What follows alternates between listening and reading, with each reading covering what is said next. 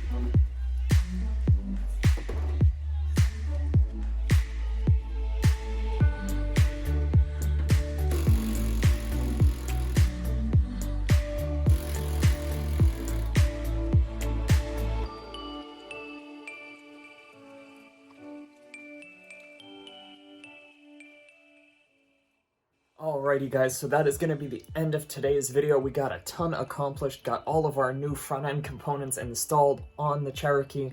We also got the old damaged fender and hood removed, and we are ready to order some more new parts. So as always, you guys, if you liked this video and are liking this project so far, please feel free to like this video and subscribe to the channel. Turn on your post notifications so you won't miss the next part that's coming. And as always, thanks so much for watching and have an awesome day.